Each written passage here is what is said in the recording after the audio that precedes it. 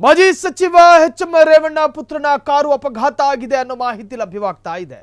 Bike ಸವಾರ ರಾಜೇಶ್ ಸ್ಥಳದಲ್ಲೇ ಸಾವು. ಮಾಜಿ ಸಚಿವ ಎಚ್.ಎಂ. ರೇವಣ್ಣ ಪುತ್ರ ಆರ್ ಶಶಾಂಕ್.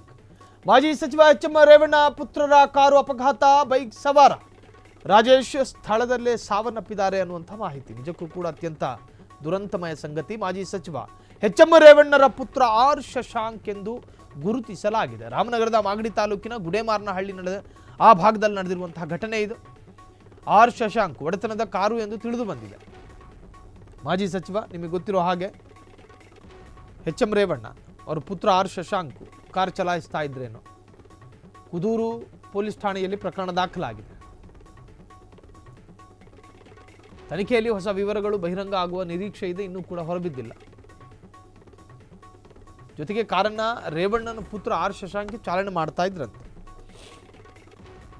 ಇದು ರೇವಣ್ಣ ಕುಟುಂಬಕ್ಕೆ ಸಂಕಷ್ಟ ಎದುರಾಗುವ ಸಾಧ್ಯತೆಗಳಿದೆ. ಗುಡೇಮಾರನಹಳ್ಳಿ ನಡೆದಿರತಕ್ಕಂತಹ ಘಟನೆ ಇದು. ಮಾಗಡಿ ತಾಲೂಕಿನ ಗುಡೇಮಾರನಹಳ್ಳಿ ಆರ್ ಶಶಾಂಕ್ ಒಡೆತನದ ಕಾರು ಎಂದು ತಿಳಿದು ಬಂದಿದೆ. ಇನ್ನು ಈ ವಿಷಯ ರಾಜಕೀಯ ವಲಯದಲ್ಲಿ ಚರ್ಚೆಗೂ ಕೂಡ ಕಾರಣವಾಗಿದೆ.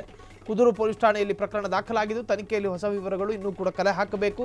ಪೊಲೀಸರು ಪ್ರಾಥಮಿಕವಾದಂಥ ತನಿಖೆಯನ್ನು ಮಾಡ್ತಿದ್ದಾರೆ. ಬೈಕ್ನಲ್ಲಿ KA02 KG2034 ಮನೆಗೆ ಹೋಗ್ತಾ ಇದ್ದ ಪಾಪ ಮಾಜಿ ಸಚಿವ ಎಚ್.ಎಂ. ರೇವಣ್ಣರ ಪುತ್ರನ ಕಾರು ಅಪಘಾತಕ್ಕೀಡಾಗಿ ಇದು ನಿಜಕ್ಕೂ ಕೂಡ ರಾಜಕೀಯ ವಲಯದಲ್ಲೂ ಕೂಡ ಚರ್ಚೆಗೆ ಕಾರಣವಾಗುತ್ತೆ. ಆತ ಚಲಾಯಿಸಬೇಕಾದ್ರೆ ಸಾಮಾನ್ಯ ಸ್ಥಿತಿಯಲ್ಲೇ ಇದ್ರು ಅಥವಾ ಅವರಿಂದ ಏನಾದರೂ ಎಡವಟ್ಟುಗಳಾಗಿದ್ದಾವೋ, ಲೈಸೆನ್ಸ್ ಇದ್ದಾವೋ, ಈ ಥರದ್ದೆಲ್ಲ ಪ್ರಶ್ನೆಗಳು ಕಾಡುತ್ತೆ. ಮಾಜಿ ಸಚಿವರು ಎಚ್.ಎಂ. ರೇವಣ್ಣ ಜನಪ್ರತಿನಿಧಿಗಳ ಮಕ್ಕಳು ಅತ್ಯಂತ ಜಾಗರೂಕರಾಗಿ ಕಾರನ್ನು ಚಲಾಯಿಸಬೇಕಾಗಿ ಬರುತ್ತೆ.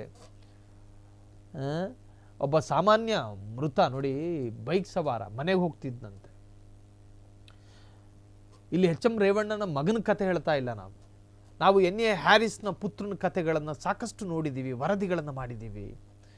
ಅತ್ಯಂತ ದುರಹಂಕಾರದಲ್ಲಿ ಚಲಾಯಿಸುವಂತಹ ರಾಜಕಾರಣಿಗಳ ಮಕ್ಕಳು ಏನು ನಮ್ಮ ಅಪ್ಪಂದೇ ರೋಡು ಅನ್ನೋ ಲೆವೆಲಿಗೆ ಹೋಗ್ತಾರೆ.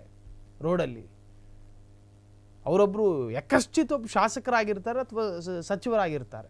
ಆ ಯಕಶ್ಚಿತ್ ಪದನೇ ಆಫ್ಟರ್ ಆಲ್ ಒಬ್ಬರು ಶಾಸಕರ ಮಕ್ಕಳು ರೋಡೇ ನಮ್ಮದು ಅನ್ನೋ ರೇಂಜಿಗೆ ಹೋಗ್ತಾರೆ.